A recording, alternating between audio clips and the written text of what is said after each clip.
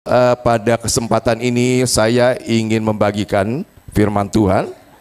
Kita buka dari Yakobus pasal 1 ayat 6 sampai dengan 8.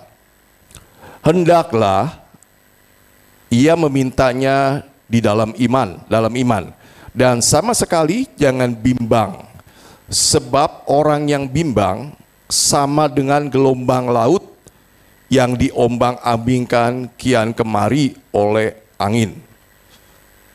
Orang yang demikian janganlah mengira bahwa ia akan menerima sesuatu dari Tuhan. Sebab orang yang mendua hati tidak akan tenang dalam hidupnya. Nah, Bapak Ibu, saya ingin fokusnya tentang orang yang mendua hati. Ya, orang yang mendua hati. Nah, kalau kita baca di atas, sebetulnya orang yang mendua hati itu seperti apa? Bukan hatinya punya dua loh, ya. Mendua hati kalau dari dalam bahasa Inggrisnya double minded. Jadi pikirannya bercabang, ya, pikirannya bercabang. Nah, Bapak Ibu, di sini kalau kita baca firman Tuhan dikatakan dengan tegas, kalau kita bimbang atau kita mendua hati, dikatakan kita nggak akan dapat apa-apa dari Tuhan. Ya, jadi kalau Bapak Ibu sekarang kita mengalami pergumulan, ya, aku sudah berdoa, ya, sekian lama, ya, aku sudah doa puasa sekian lama, tapi kok sepertinya masalahku tidak selesai, ya, sepertinya Tuhan tidak memberi jawaban kepadaku. Nah, firman Tuhan ini mengatakan begitu, Bapak Ibu, ya, ya, kalau orang yang mendua hati, orang yang bimbang, dikatakan dia nggak bisa dapat menerima sesuatu dari Tuhan, ya. Jadi penting Bapak Ibu untuk kita ini mengerti, ya, apa sih yang dimaksud dengan mendua hati.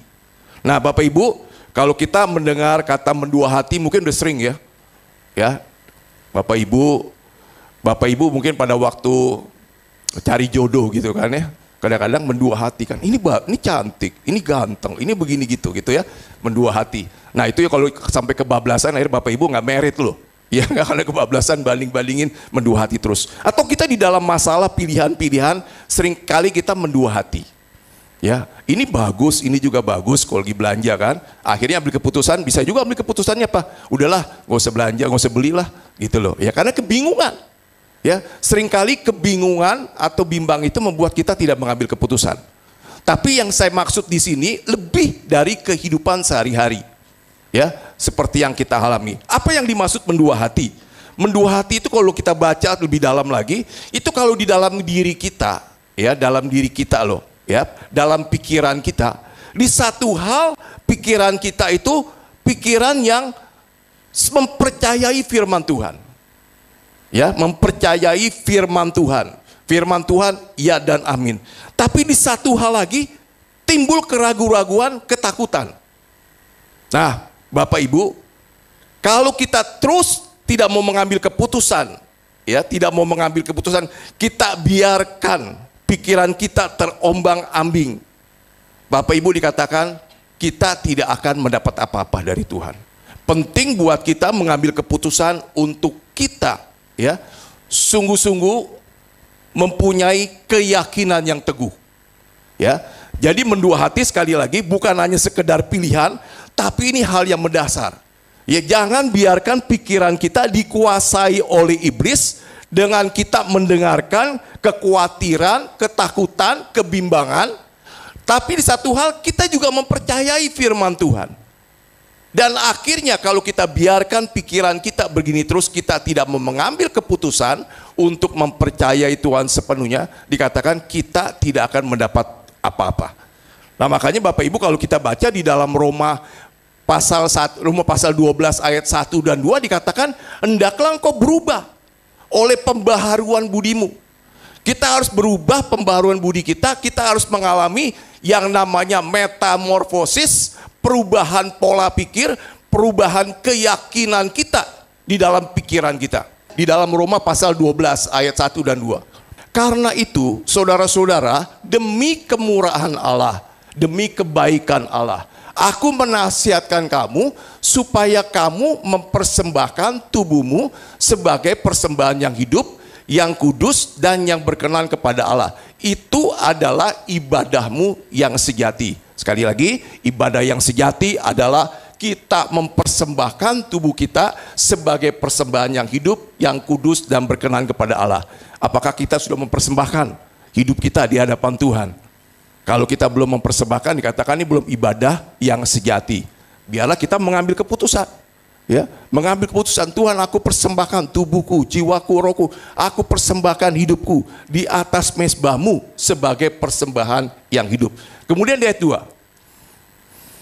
Nah, kalau kita sudah mempersembahkan hidup kita, ya, dengan penuh keyakinan dan kerelaan kita mempersembahkan hidup kita, kemudian ayat 2 dikatakan, janganlah kamu menjadi serupa dengan dunia ini, tetapi berubahlah oleh pembaharuan budimu, sehingga kamu dapat membedakan manakah kehendak Allah, apa yang baik, yang berkenan kepada Allah, dan yang sempurna. Nah, Bapak Ibu, dikatakan jangan kita menjadi serupa dengan dunia. Jangan mau dunia membentuk kita, ya, membentuk pikiran. Bapak Ibu, sebetulnya terjadi peperangan yang hebat. Ya, selama ini kita mendengar bahwa ya kita sebagai orang Kristen, sebagai anak Tuhan menghadapi peperangan. Benar, peperangan rohani. Tahu nggak Bapak Ibu, peperangan rohani yang terbesar yang harus kita menangkan adalah peperangan di dalam pikiran kita, di dalam pola pikir kita. Ya, memang kita perlu peperangan, kita perlu doling, kita perlu dua peperangan. Tapi ada peperangan yang menjadi tanggung jawab kita pribadi lepas pribadi, yaitu peperangan dalam pikiran kita. Kenapa pikiran kita? Karena pikiran kita ini Bapak Ibu ternyata tuh medan pertempuran, di mana iblis setan berusaha menguasai pikiran kita. Bapak tahu, Bapak Ibu, kalau kita baca firman Tuhan, apa yang menyebabkan Hawa jatuh ke dalam dosa? Adam dan Hawa jatuh ke dalam dosa. Kalau kita baca, ya, mereka kena tipu daya iblis, benar nggak? Bahkan Bapak Ibu baca di 1 Korintus, Rasul Paulus bilang gini loh, aku khawatir kalau pikiranmu diperdaya oleh iblis, sama seperti Hawa diperdaya oleh iblis. Jadi ternyata Hawa sampai jatuh ke dalam dosa, makan buah yang terlarang, dilarang Tuhan, karena pertama apa? Dia tipu, iblis tipu dulu pikirannya. Kalau iblis sudah menguasai pikiran kita, oh Bapak Ibu gampang, dia bisa mempengaruhi seluruh hidup kita. Dia bisa, kita sebagai alat kejahatan untuk mempengaruhi orang, atau kita melakukan hal-hal yang gak berkenan di hadapan Tuhan. Yang paling utama iblis suka, dia taklukkan pikiran kita. Makanya Bapak Ibu, firman Tuhan mengatakan, kalau kita ya mau hidup berkemenangan, ini penting pikiran kita. Di sini dikatakan apa? Sehingga kalau kita mengalami pembaharuan pola pikir kita, paradigma kita, ya, kalau kita mempengaruhi, kita tuh bisa mengerti, dibilang mana yang kehendak Allah, yang baik, yang berkenan dan yang sempurna, dan yang bukan kehendak Allah. Seringkali kita mengalami sesuatu, benar nggak? Ya, sampai ke orang bilang ada bencana alam aja, Tuhan marah, pekerjaan Tuhan, katanya gitu kan. Ya, Tuhan yang kadang-kadang kalau kita nggak ngerti main disalahkan. Bahkan ada peristiwa yang kelihatannya jelek buat kita, tapi itu Tuhan yang turut campur. Banyak hal seperti itu yang kita nggak ngerti, dan kita tidak akan pernah mengerti kalau kita nggak melakukan pembaharuan pola pikir kita. Pembaharuan pola pikir kita. Nah, di sini kalau kita baca juga, apa sih yang dimaksud pembaharuan pola pikir, pembaharuan budi? Kalau di dalam Alkitab King James dibilang pembaharuan pikiran. Saya pikir sama aja, budi, pikiran, ya samalah, ya. Nah, pembaharuan itu di dalam bahasa aslinya dikatakan metamorfosis. Bapak Ibu sering mendengar kata itu kan? Yaitu apa Bapak Ibu? Ketika ulat ingin berubah menjadi kupu-kupu. Ya, benar nggak? Pernah diajarin biologi kan? Ya nggak? Ulat yang menjijikan itu loh, ya, untuk berubah menjadi kupu-kupu yang indah, yang bisa terbang. Si ulat ini harus mati buat sebagai ulat, agar dia bisa keluar sebagai kupu-kupu. Nah, sama pikiran kita. Digunakan kata metamorfosis sama seperti peristiwa itu bukan satu kebetulan. Tapi memang, makanya dikatakan kalau di dalam Alkitab Bapak Ibu dikatakan ya, hidupmu bukan engkau lagi, tapi Kristus yang hidup di dalam kau. Di Galatia 2 ayat 20. Saya sangat suka ayat ini. Saya terus mendoakan. Ya, jadi Bapak Ibu kalau dengar saya doa jangan kaget. Saya selalu sering mendoakan ini. Tuhan, bukankah hidupku bukan aku lagi, tapi engkau yang hidup di dalam aku. Karena kalau Tuhan yang hidup di dalam kita, bukan kita lagi, kita pasti Bapak Ibu, saya jamin kita hidup berkemenangan. Semua janji-janji Tuhan, ya dan amin, terjadi atas hidup kita. Kenapa kita tidak mengalami hidup berkemenangan seperti yang Tuhan janjikan? Karena pikiran kita belum diperbaharui. Pikiran kita masih dipenuhi dengan apa? Cara berpikir duniawi katanya. Keinginan daging, keinginan mata, keangkuhan hidup. Ya, Bapak Ibu kalau mau lihat keangkuhan hidup, keinginan daging, Bapak Ibu lihat aja media sosial, Instagram.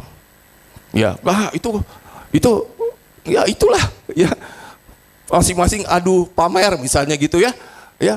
Nah, itu Tuhan bilang jangan biarkan dunia mencetak kita. Tapi berubah, ambil keputusan. Aku mau berubah. Ya, karena kalau kita nggak merubah pola pikir kita akan mengambil keputusan untuk mengubah pola pikir kita. Aku mati buat pikiran lamaku. Aku mau hidup dengan pola pikir yang baru. Ya, kita nggak akan mendua hati. Ya, dan memang Bapak Ibu, ya peperangan dalam pikiran kita. Ini peperangan dalam pikiran kita nggak cukup 1 hari 2 hari. Peperangan di dalam pikiran kita itu terjadi selama kita masih hidup di dunia. Jangan Bapak Ibu pikir, aku sudah menang. Ya enggak, di dalam satu hal. Tapi iblis nggak akan tinggal diam. Ya, iblis akan menaruh pikiran yang membangkitkan kekhawatiran dan ketakutan dalam pikiran kita. Sehingga apa?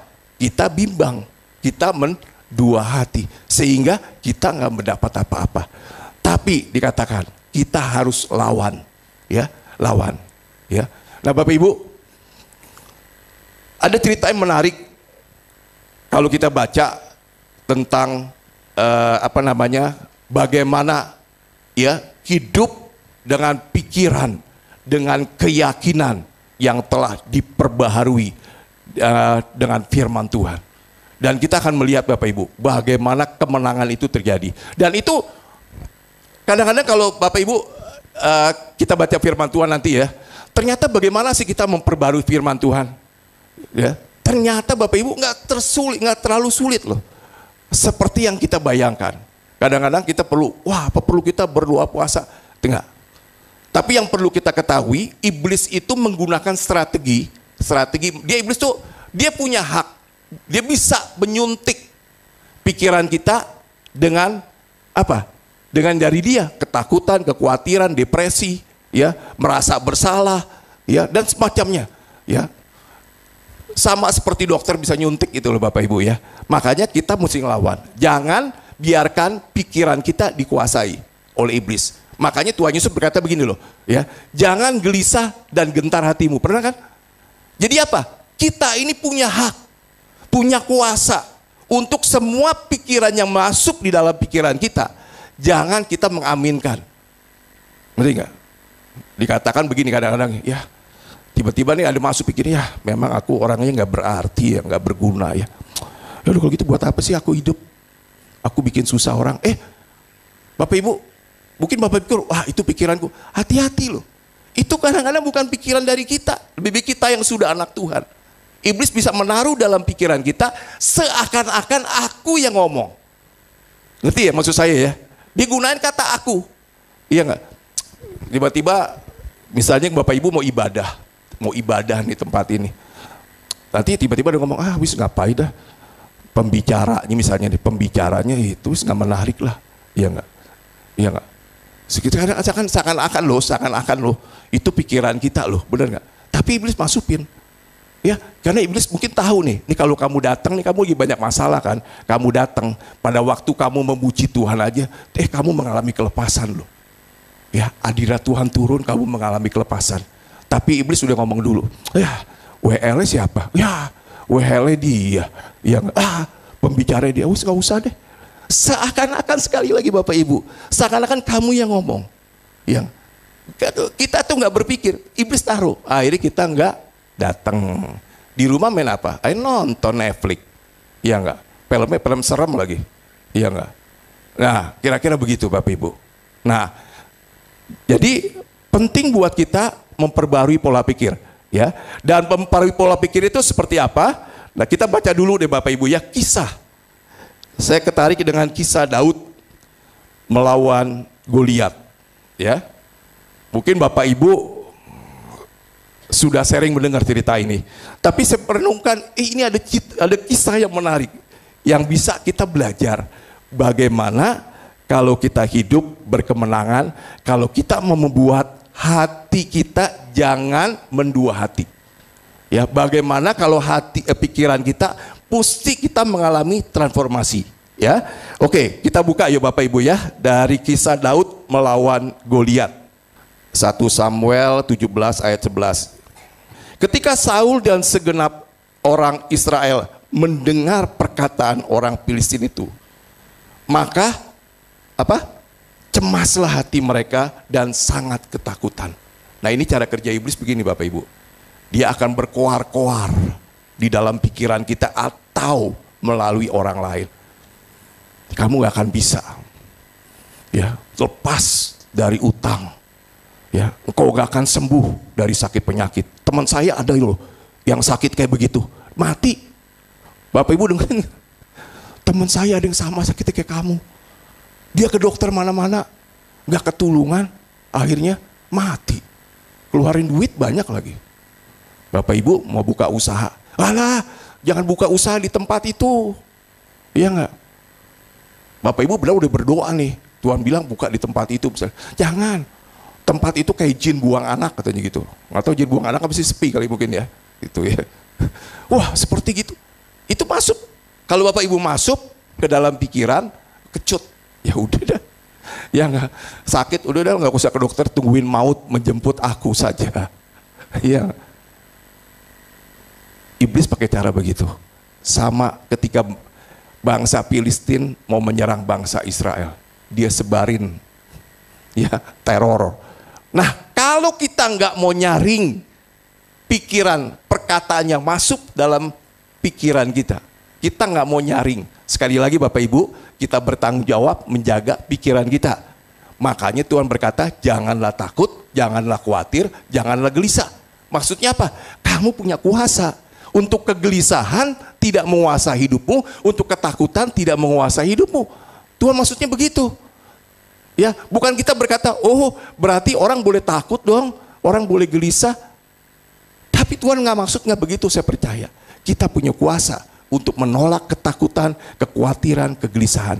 Makanya ada kata, janganlah engkau khawatir.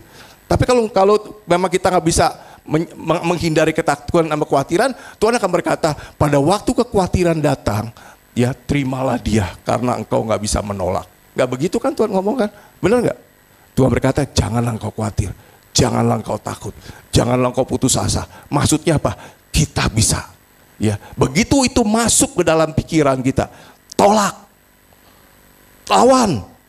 Seperti nanti kita lihat apa yang dilakukan oleh Daud. Nah Bapak Ibu, yuk kita lanjutin ya. Kita lanjutin. Tadi sampai mana? Ketika Saul dan segenap orang Israel mendengar perkataan orang Filistin itu, maka cemaslah hati mereka dan sangat ketakutan. Ya, mereka tidak menjaga. Bangsa Israel itu tidak menjaga pikiran dan hati mereka, termasuk rajanya Saul. Ya, sehingga perkataan Filistin itu masuk ke dalam pikiran dia. Nah, mulai mendua hati. Akibatnya nggak ada iman, imannya rontok. Akibatnya tidak mendapat apa-apa. Mereka tidak mereka tidak memperbaharui pikiran mereka. Ya, mereka mencaplok semua perkataan-perkataan apapun juga yang masuk, termasuk intimidasi dari iblis. Masuk, akibatnya imannya rontok, nggak dapat apa-apa. Akibatnya hidup dalam ketakutan, kekhawatiran. Bangsa Israel frustasi nih Bapak Ibu. Kemudian kita lanjutin ya. Padahal bangsa Israel sudah melihat pertolongan Tuhan dalam hidup mereka sebagai bangsa. Tapi kalau mereka tidak menjaga pikirannya, ya iblis senantiasa menyerang. Nah, kemudian ceritanya nanti Bapak Ibu baca sendiri ya. Berkatalah Daud kepada Saul, janganlah seseorang menjadi tawar hati karena dia, maksudnya karena Goliat, hambamu ini akan pergi melawan orang Filistin itu. Tetapi Saul berkata kepada Daud, tidak mungkin engkau dapat menghadapi orang Filistin itu untuk melawan dia, sebab engkau masih muda, sedang dia sejak dari masa mudanya telah menjadi prajurit. Ini kalimat membangun apa kalimat merontokkan nih Bapak Ibu? Merontokkan iman, benar nggak? Ya, ini Raja Saul loh. Raja Saul yang ngomong. Ya, ada seorang anak muda. Ya, seorang anak muda bilang, aku bisa menghadapinya. Ya, ini Raja Saulnya rupanya ya tadi sudah dikuasai oleh iblis pikirannya. Ya, akhirnya mendua hati, timbul keraguan-raguan dan ngomong ke Daud. Tapi perhatikan sikap Daud, Bapak Ibu. Kalau Bapak Ibu kita menghadapi ya perkataan seperti itu, ya, wis kamu kere lah, kamu nggak bisa apa-apa, kamu nggak bisa maju, kamu nggak bisa apa. Ingat apa yang dikatakan Daud. Tetapi Daud berkata kepada Saul. Ayat 34. Hambamu ini biasa mengembalakan kambing domba ayahnya. Apabila datang singa atau beruang yang menerkam seekor domba dari kawanannya, maka aku mengejarnya, menghajarnya, dan melepaskan domba itu dari mulutnya. Kemudian apabila ia berdiri menyerang aku, maka aku akan menangkap janggutnya, lalu menghajar dan membunuhnya. Baik singa maupun beruang telah dihajar oleh hambamu ini. Dan orang Filistin yang tidak bersunat ini, ia akan sama seperti salah satu dari binatang itu, karena ia telah mencemooh barisan daripada Allah yang hidup. Kemudian pula kata Daud, Tuhan yang melepaskan aku dari cakar singa dan cakar beruang, dia juga akan melepaskan aku dari tangan orang Filistin itu. Kata Saul kepada Daud, pergilah, Tuhan menyertai engkau. Nah Bapak Ibu, ini jawaban Daud. Dia nggak mau diintimidasi. Dia pegang apa yang dia percayai, diyakini. Apa yang dia yakini, dia pegang kuat-kuat. Kalau di dalam bahasa Alkitabnya, terjemahan, nanti salah satu terjemahan bahasa Indonesia masa kini. Waktu Saul ngomong begitu apa? Raja, jangan takut. Ini Goliat akan aku sikat habis. Tuh bahasanya keren tuh. Ya nggak? Bahasa Indonesia masa kini. Si Goliat akan aku sikat habis. Saya pikir keren sekali, ya enggak? Dan itu yang keyakinan dia. Jangan sampai keyakinan kita, percaya kita sama Tuhan, ya, digoyahkan oleh perkataan-perkataan yang mungkin kita dengar. Di tengah, khususnya apa? Di tengah-tengah situasi yang kita sedang menghadapi yang enggak enak. Itu kan paling gampang kan? Ya enggak? Kita lagi kebingungan, ya enggak? Kita lagi ketakutan, kita lagi kekurangan, ya enggak? Pasti ada orang sarannya dipakai, maaf ya Bapak Ibu, mungkin saya boleh ngomong, mungkin orang itu dipakai oleh iblis untuk merontokkan iman kita. Padahal pada waktu kita menghadapi kebutuhan, di situ saat kita membuktikan iman percaya kita kepada Tuhan.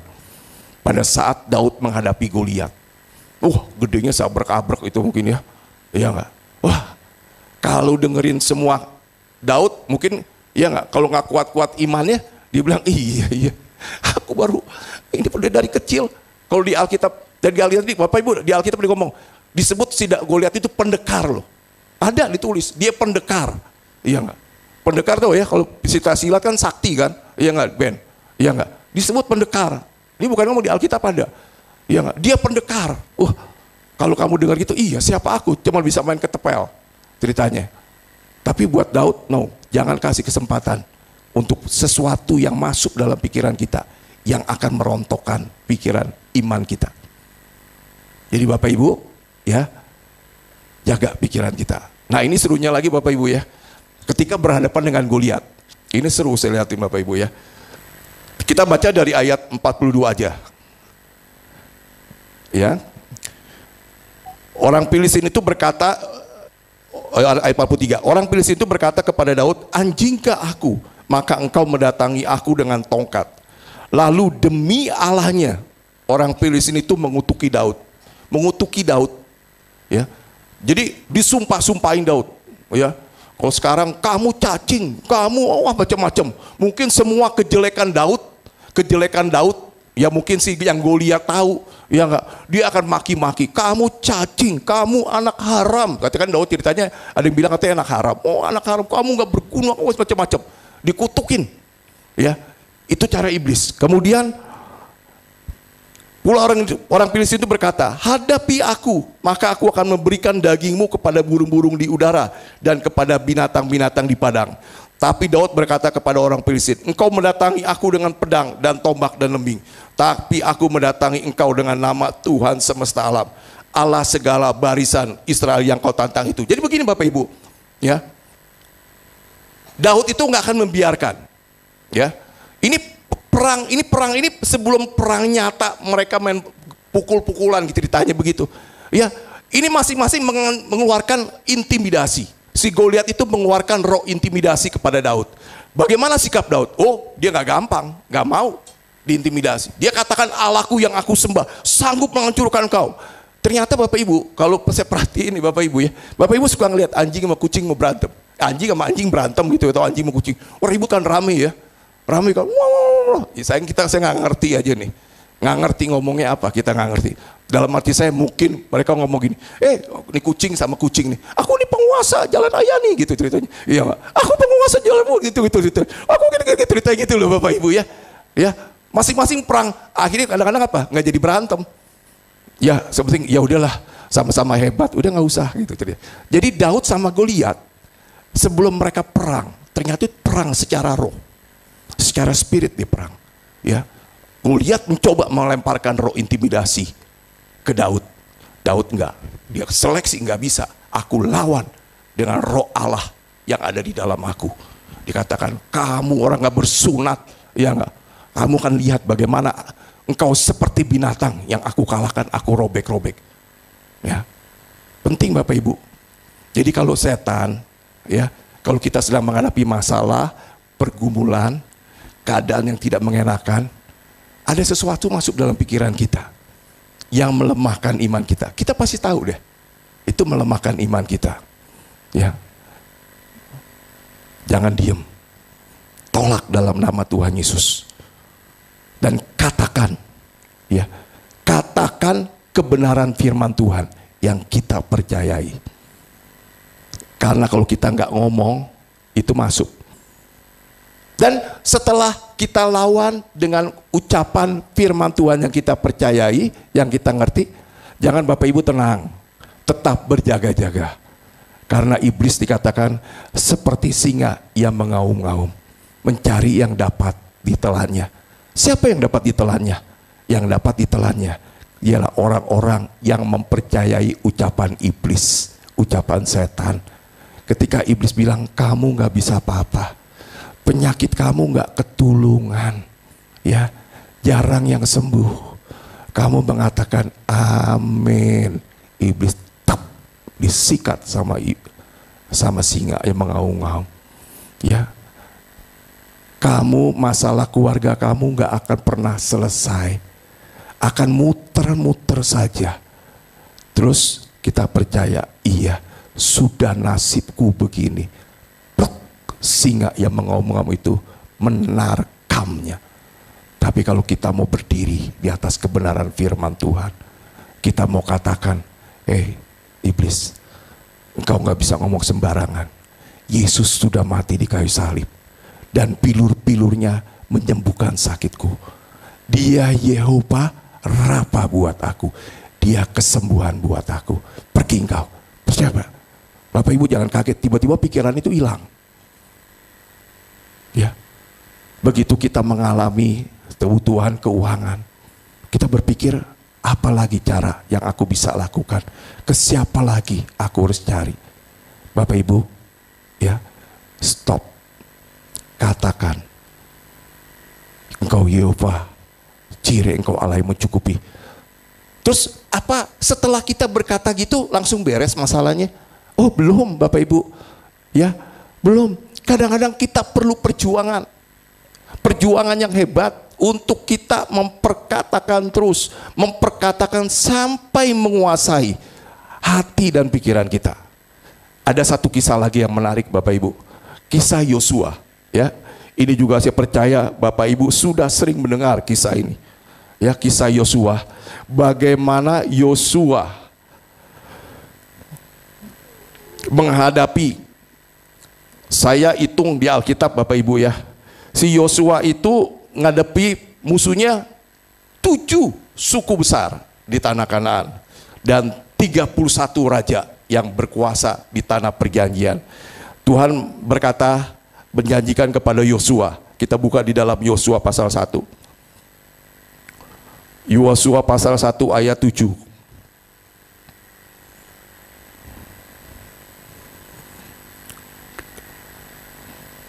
Yosua tahu dia harus menggantikan Musa. Itu bukan pekerjaan yang ringan, ya. Musa yang sudah menunjukkan kuasa Tuhan, ya, luar biasa saja, masih, ya, dilawan, diprotes, diberontakin sama bangsa Israel, ya, sampai Musa pun mengalami kepahitan. Sampai pada waktu disuruh Tuhan, engkau berkata kepada batu untuk mengeluarkan air. Yang kedua kali waktu itu kejadiannya, dia emosi. Dia katakan, kamu memang bangsa yang pukul. Padahal Tuhan gak suruh pukul. Karena dikatakan di Alkitab, karena hati Musa pahit. Ngelihat pemberontakan bangsa Israel yang gak mau bertobat. Bangsa yang seperti tegar tengkuk. Nah, Yosua disuruh menggantikan Bapak Ibu.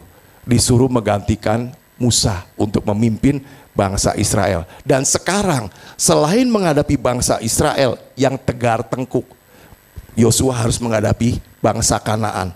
7 suku yang hebat-hebat, yang gagah perkasa. Kotanya berbenteng.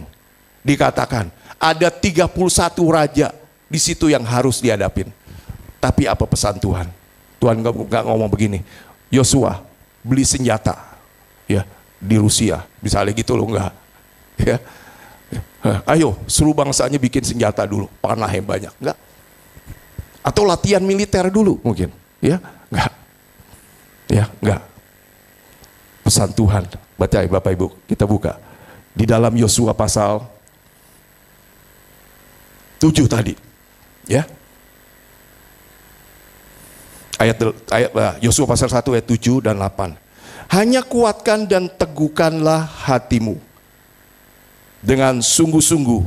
Bertindaklah hati-hati sesuai dengan seluruh hukum yang telah diperintahkan kepadamu oleh hambaku Musa.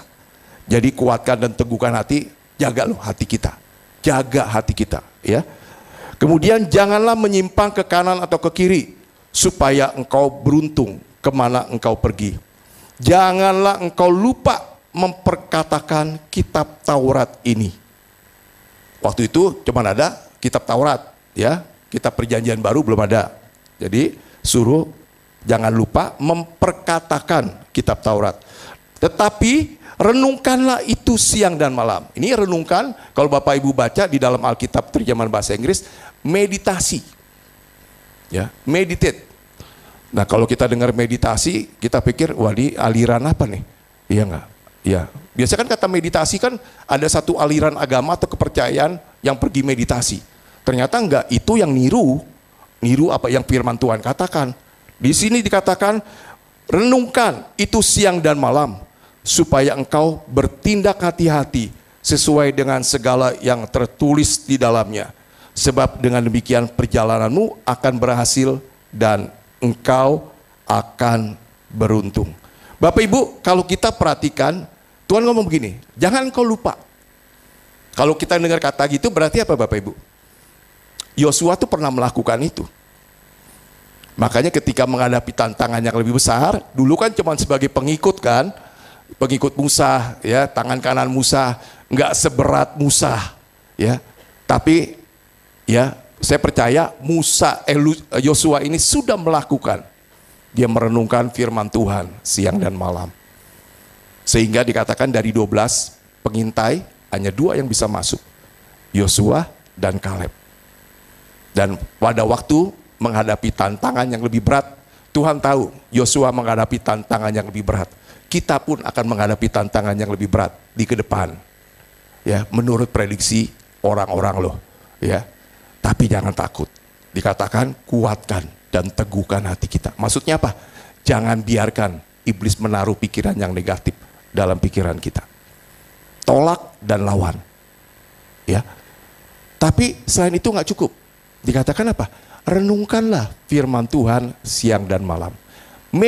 Meditasikan firman Tuhan siang dan malam. Nah, Bapak Ibu, kalau meditasi atau renungkan, ini nggak sekedar baca, ya, nggak sekedar baca Alkitab. Saya sudah baca Alkitab 2 pasal, udah. Seperti baca berita di YouTube atau di Instagram, bukan? Kita baca berarti apa? Selain kita baca, kita renungkan. Ini melibatkan apa? Imajinasi. Imajinasi ngerti ya? Apa namanya? Imajinasi. Kita ngebayangin. Ya enggak? Ketika Yesus berjalan di atas air, bayangin dong. Ya enggak? Yesus berjalan di atas air. Sehingga timbul, wis, Tuhan Yesus bisa berjalan di atas air. Kalau kita mengimajinasikan itu lebih nempel. Kalau yang saya baca Bapak Ibu di buku yang orang bekerja di bidang ini, ahli gitu. Kalau kita mengimajinasikan, ya, itu lebih nempel di dalam pikiran kita, di dalam hati kita. Jadi bukan sekedar membaca, tapi merenungkan dan mengerti. Nah, seringkali kita kalau baca Alkitab nggak ngerti diliwatin kan? Bener nggak? Harus liwatin. Maaf Ibu, Bapak Ibu, saya katakan sorry ya, itu nggak akan nyantol. Kalau perlu nggak ngerti, cari. Sekarang Google gampang kok Bapak Ibu. Saya mau khotbah aja, saya tanya, tiba-tiba diingetin berapa suku ya yang Yosua ngadepin di tanah perjanjian, saya lupa. Saya cari Google, sebentar dapat 7 suku, gitu loh, Bapak Ibu ya. Berapa raja? Keluar 31 raja. Ya, jadi gampang. Ya, Bapak Ibu mau belajar tentang apa? Begitu Bapak Ibu tentang belajar tentang kenapa Petrus menyangkal gitu ya. Di YouTube banyak Bapak Ibu. Ya, di Google bisa dicari. Tapi maksud saya, sekarang kita jangan cuman baca Alkitab saja. Tapi dikatakan merenungkan siang dan malam. Merenungkan itu melibatkan imajinasi kita. Kita menghayalkan. Seperti itu kita ikut di dalam kejadian itu. Kemudian apa?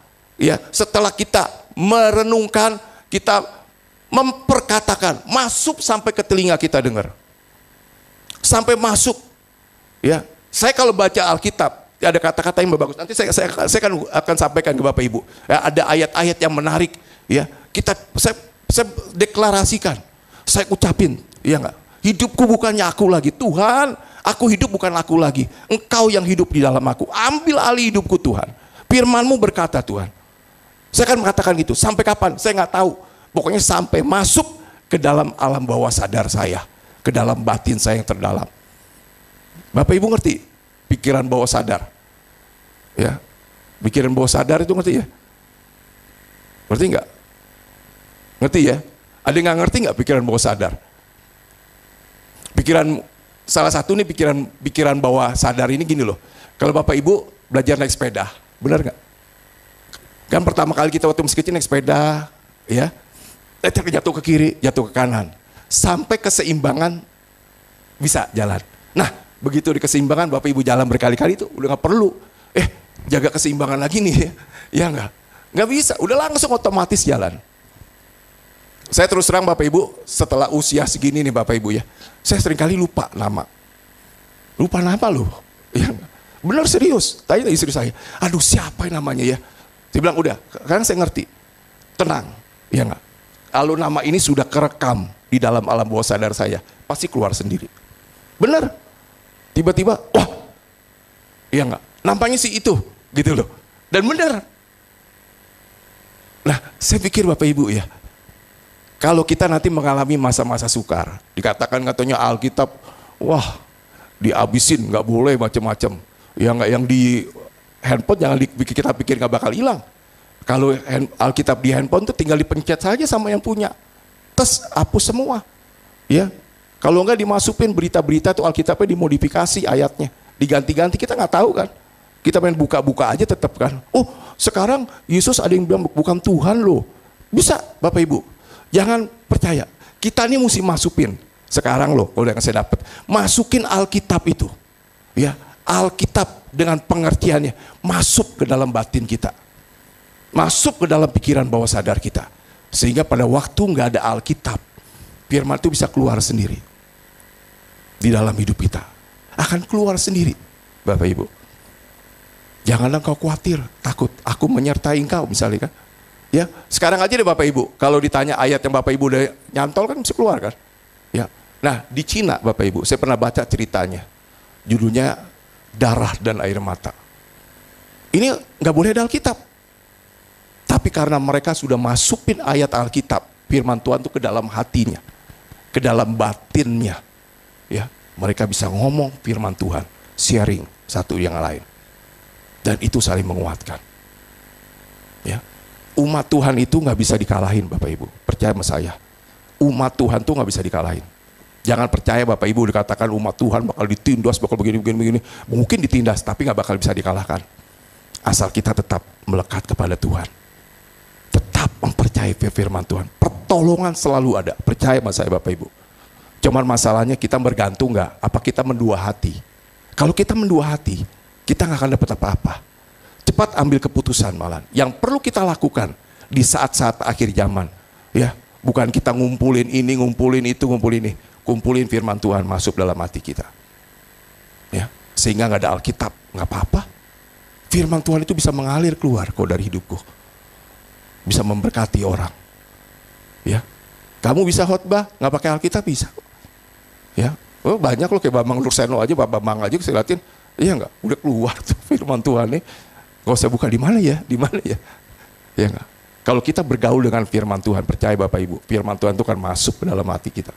Dan itu yang akan membawa kita. Sehingga loh ya, sehingga kalau kita mau berbuat salah nih, firman itu bicara. Percaya sama saya Bapak Ibu, ya.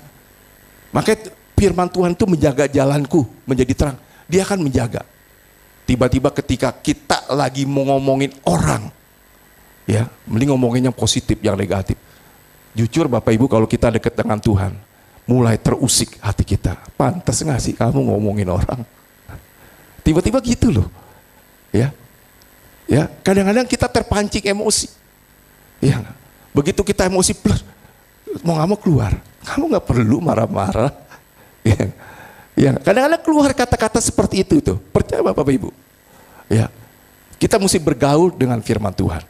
Nah, Yosua dimodalin sama Tuhan. Jangan lupa merenungkan firman Tuhan siang dan malam. Kalau engkau merenungkan firman Tuhan siang dan malam, dikatakan engkau akan berhasil. Kekuatan yang dari Tuhan akan menguasai kehidupanmu. Kehidupan Tuhan akan menguasai hidupmu. Bapak Ibu, seringkali kita berpikir Yesus hidup di dalam kita, benar? Benar nggak? Yesus hidup di dalam kita, benar? Seberapa besar Yesus hidup di dalam kita? Seberapa besar Yesus hidup di dalam kita? Nggak tahu. Sejauh firman Tuhan menguasai hidupmu. Dia firman hidup. Kalau engkau makin menguasai firman Tuhan, kalau engkau makin dikendalikan oleh firman Tuhan, sebegitu besar Yesus menguasai hidupmu. Amin. Siapa yang setuju angkat tangan? Yesus firman hidup. Semakin banyak kita dikuasai firman, sebegitu Yesus menguasai hidup kita. Tapi kalau kita nggak pernah baca firman, jangan harap kita katakan Tuhan pimpin hidupku. Ya Tuhan sih pimpin, tapi pada waktu Tuhan pimpin kita nggak sadar dipimpin Tuhan. Makanya dikatakan kalau kita nggak memperbaharui pikiran kita nggak mengerti pimpinan Tuhan. Kita nggak mengerti kasih Tuhan. Ya, kita menganggap kita sendiri, padahal Tuhan bilang aku selalu di sampingmu dan di dalam hidupmu. Bapak Ibu, ya kita buka satu ayat lagi ya. Jadi Tuhan cuma pesan ke Yosua itu, ya, renungkan firman Tuhan siang dan malam sampai firman itu menguasai hidupmu, dan dengan demikian perjalananmu akan berhasil. Engkau akan bertindak hati-hati sesuai dengan firman tertulis, dan kamu akan melihat Tuhan akan bawa kamu dari satu kemenangan kepada kemenangan yang lain. Nah, kita baca Bapak Ibu di dalam 2 Korintus 10 ayat 3-5. 2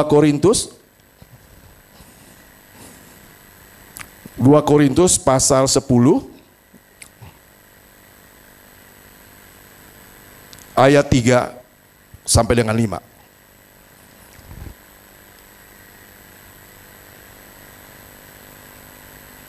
Saya bacain Bapak Ibu ya.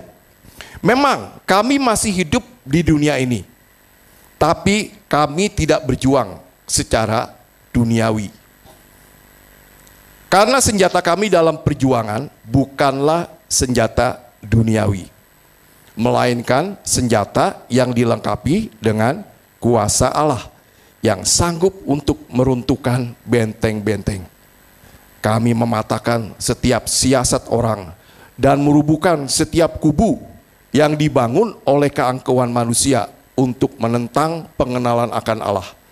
Kami menawan segala pikiran dan menaklukkannya kepada Kristus. Bapak Ibu, ini Rasul Paulus bicara bahwa kita sedang menghadapi peperangan, ya. Dan perlu Bapak Ibu ketahui bahwa senjata perjuangan kita bukan duniawi, tapi rohani. Jadi bukan istilahnya Bapak Ibu pisau, meriam, bukan. Itu duniawi, ya. Atau Bapak Ibu debat yang nggak ada habis-habisnya mungkin, ya.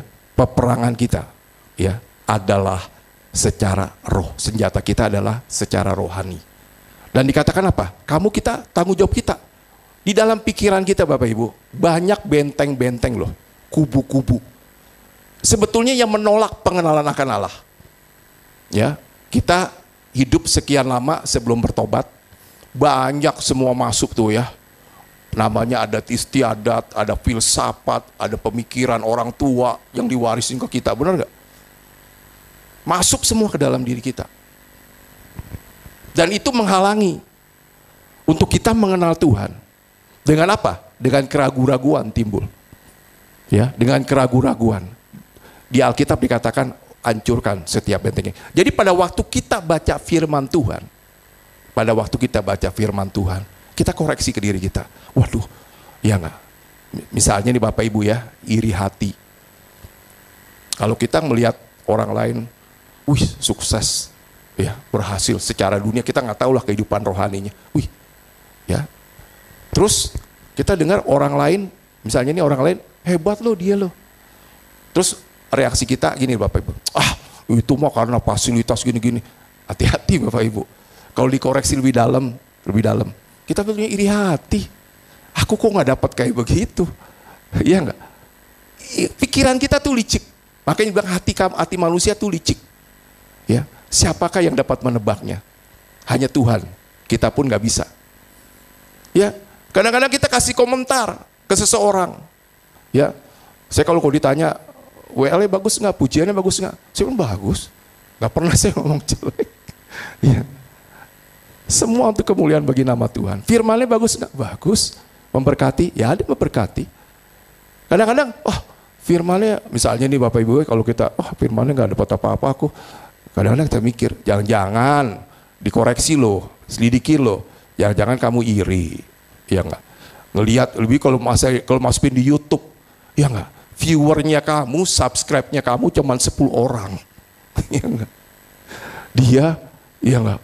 Segitu siaran aja, berapa Pak Ucang, siapa Debbie, siapa yang 100.000 yang kamu bilang cerita. Begitu doa pagi 100.000. Iya nggak? Terus kita kasih komentar, doanya nggak ada apa-apa. Koreksi loh, jangan-jangan kamu iri. Kamu nggak bisa seperti itu, kamu nggak mampu seperti itu, terus kamu ngomong, ya nggak, doanya nggak ada apa-apanya. Buktinya orang diberkati 100.000 kok. Hati kita licik Bapak Ibu. Nah ini yang harus diperangi, benteng ini harus diperangi nih. Iblis yang bangun, iri hati, kesombongan. Itu semua benteng-benteng dalam hidup kita yang harus dihancurkan. Dan Bapak Ibu, ini peperangan yang harus kita lakukan. Nggak bisa kita malas. Kita kecenderungan kan malas, ya sudahlah, ya enggak. Tuhan bilang harus kamu perangi nak. Kalau kita ingin hidup berkemenangan, kalau kita hidup bebas.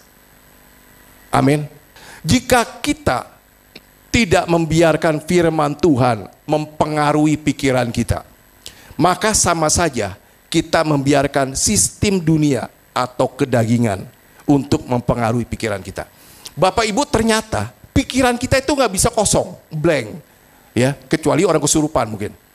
Ya, kita nggak bisa satu detik pun nggak berpikir.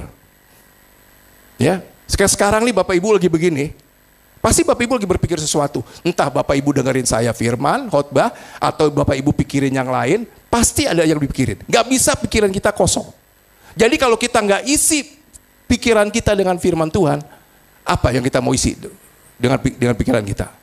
Ya kedagingan, dunia, benar gak? Cuma ada dua pilihan. Makanya kalau Bapak Ibu, aku capek mikirin firman Tuhan, oh berarti Bapak Ibu mau pikirin dunia, kedagingan, kenikmatan hidup. Ya, nggak bisa. Pikiran kita tuh harus, memang diciptakan harus memikirkan sesuatu. Ya, oh lagi ngelamun, orang ngelamun saya percaya pasti memikirkan sesuatu yang ngelamunan nih. Nggak mungkin orang nggak berpikir. Ini ahli yang menentuin loh. Saya pikir iya benar juga ya. Iya nggak? Pikiran kita nggak pernah blank. Kecuali sekali lagi kesurupan atau orang pingsan. Ya. Terus yang kedua, Bapak Ibu, jadikanlah merenungkan firman Tuhan, jadikanlah sebagai prioritas dalam hidup kita. Bahwa kita tidak akan menjalani hari tanpa membiarkan firman Tuhan mendominasi dan mempengaruhi hidup kita. Jadi jangan biarkan Bapak Ibu ya, kita sehari tanpa memikirkan firman Tuhan. Cari firman Tuhan. Banyak kok yang buat kita renungkan bisa. Ya. Jadi jangan biarkan satu hari pun Bapak Ibu. Ya, saya coba praktikkan Bapak Ibu. Kemudian renungkan firman Tuhan sampai itu menjadi lebih besar di dalam diri kita daripada keadaan-keadaan yang mengelilingi kita. Ngerti Bapak Ibu ya? Jadi begini, kalau kita sedang mengalami masa kesulitan, keuangan misalnya, ya, cari firman Tuhan yang berhubungan dengan keuangan. Renungkan, ya nggak, Tuhan, bahwa Tuhan itu mencukupkan kebutuhan kita. Cari cerita-cerita Alkitab, bagaimana Tuhan membuat mujizat. Janda misalnya yang apa? Janda di mana yang apa namanya, minyak itu nggak habis-habisnya. Coba renungkan, itu terjadi atas hidup kita. Renungkan seperti kita menyaksikan mujizat itu sedang terjadi. Ya, kalau kita menyaksikan itu jadi nempel, iya nggak? Tinggal pada saat itu kalau kita merenungkan, mengimajinasikan, kita tinggal berkata, Tuhan, tolong aku juga dong seperti itu Tuhan, ngalamin gitu loh. Ya, jadi seperti itu sampai firman Tuhan itu lebih besar dari masalah kita. Sehingga seperti Daud merenungkan, Bapak Ibu, Daud itu mengalahkan Goliat, dia merenungkan firman Tuhan. Makanya keluar Mazmur pasal 23, Tuhan adalah gembalaku, kepada siapa aku kan takut. Itu sudah sampai masuk ke dalam hatinya. Sehingga pada waktu dia menghadapi Goliat, dia berkatakan, Tuhan besertaku, Tuhannya Israel beserta aku. Kalau enggak akan kuat dia menghadapi. Daud kuat karena dia merenungkan firman Tuhan sampai firman Tuhan itu menguasai dia. Sehingga setiap dia ngelihat Goliat, dia lihat Goliat, ya kamu bangsa yang gak bersunat. Sampai tadi saya katakan pada waktu dia ngomong ke Saul udah nakut-nakutin. Daud cuma ngomong, aku sikat Pak. Raja Saul, aku sikat dia habis. Aku sikat habis dia. Kita begitu. Karena dia melihat seperti itu. Kenapa Yosua dan Kaleb bisa masuk tanah perjanjian? Dia melihat raksasa. Benar, melihat raksasa. Tapi firman yang dia renungkan yang menguasai hidup dia lebih besar dari raksasa itu. Nah, kita harus seperti itu. Harus ambil keputusan untuk seperti itu. Amin. Nah, Bapak Ibu, kemudian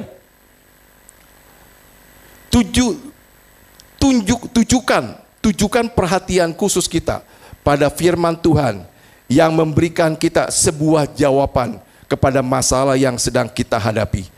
Kita minta Roh Kudus menaruh firman Tuhan tersebut dalam hati kita. Kita doakan firman itu untuk menjadi nyata dalam hidup kita. Kita perkatakan firman Tuhan itu terus sampai menguasai hidup kita. Jadi ke Bapak Ibu, kalau kita sedang menghadapi masalah, minta Tuhan berikan aku firman-Mu. Berikan aku firman-Mu Tuhan. Saya percaya Bapak Ibu, kalau kita bergumul dengan sungguh-sungguh, Tuhan akan berikan firman. Dan pada waktu Tuhan memberikan firman, ya kita katakan amin. Kita doakan dengan percaya Tuhan, dengan senjata firman-Mu yang Kau berikan. Aku runtuhkan masalah-masalahku. Aku percaya sakitku sembuh. Seperti itu. Ya, jadi kalau menghadapi masalah jangan bingung. tanya Tuhan, Tuhan berikan firman-Mu, aku bergantung kepada Engkau sepenuhnya. Pada waktu Tuhan kasih firman, gunakan firman itu untuk mengalahkan musuh-musuh kita. Amin. Nah kemudian Bapak Ibu, sejauh mana firman Tuhan menguasai mengendalikan hidup kita, sejauh itu pula Tuhan Yesus menguasai dan mengendalikan kita. Seperti yang tadi saya ngomong ke Bapak Ibu, ya. Nah kemudian Bapak Ibu, saya juga bagikan beberapa manfaat kalau kita membaca, merenungkan, dan memperkatakan firman Tuhan. Nah ini ternyata setelah direnungin memang ada banyak manfaat ya. Pertama Bapak Ibu, kalau kita sering membaca, merenungkan, dan memperkatakan firman Tuhan. Nanti Bapak Ibu boleh coba nih. Lidah, perkataan kita akan terkendali dengan hanya merkatakan yang positif atau membangun. Jadi siapa yang di sini sering ngomel, sering maki-maki, keluarin kata negatif, coba ambil waktu untuk merenungkan firman Tuhan. Membaca firman Tuhan, memperkatakan firman Tuhan. Nanti Bapak Ibu akan lihat, kok kalau mau ngomong yang apa sih ngomongnya? Yang apa sih? Ya yang ngomong kayak gitulah, urakan lah, ya. Kok tiba-tiba seperti ada yang ngerem? Karena firman Tuhan mengatakan dari perbendarahan hati yang baik keluar yang baik. Jadi Bapak Ibu, kalau Bapak Ibu sering ngomel, maki-maki, nyumpah gitu, koreksi. Ya, firman Tuhan belum hidup di dalam hati kita. Renungkan, baca, akan mengubah bagian dalam sehingga yang keluar yang memberkati. Amin. Nah, kemudian Bapak Ibu, perkataan dalam firman Tuhan adalah perkataan dari Roh Allah. Perkataan yang membawa dan mengalirkan kehidupan Allah ke dalam hati dan pikiran kita. Bapak Ibu, firman Tuhan dikatakan roh dan hidup. Kalau kita ingin mengalami hidup Tuhan memenuhi hidup kita, baca firman Tuhan. Karena firman Tuhan adalah roh dan hidup. Kemudian firman Tuhan juga membersihkan hidup kita. Bapak Ibu, kalau kita masih merasa dalam diri kita ini banyak yang nggak benar, ya, banyak masuk kutuk-kutuk kayak banyak macam-macam, ya, baca renungkan firman Tuhan. Karena dikatakan firman Tuhan itu menyucikan dan menguduskan hidup kita. Dan untuk anak-anak muda, di sini anak-anak muda, sedikit kan anak mudanya, pada kemana sih anak mudanya? Belakang. Itu menjaga anak muda untuk hidupnya tetap bersih dan tidak tercela.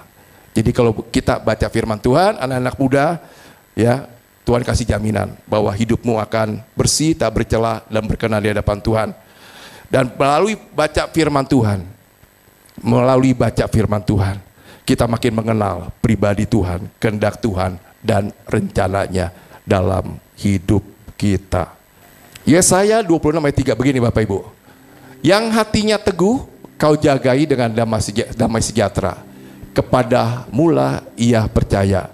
Kalau di dalam Alkitab King James Version dikatakan gini, yang pikirannya tertuju kepada Tuhan, Tuhan akan menjaga dengan damai sejahtera. Jadi kalau Bapak Ibu hidupnya lagi nggak damai sejahtera, baca Alkitab, mata kita tertuju kepada Tuhan. Nanti nggak tahu gimana damai sejahtera yang dari Tuhan akan mengalir. Satu ayat lagi, Yesaya 54 ayat 17. Setiap senjata yang ditempa tuh dirancangkan, disiapin, ya, udah disiapin tuh senjata. Dia terhadap engkau tidak akan berhasil.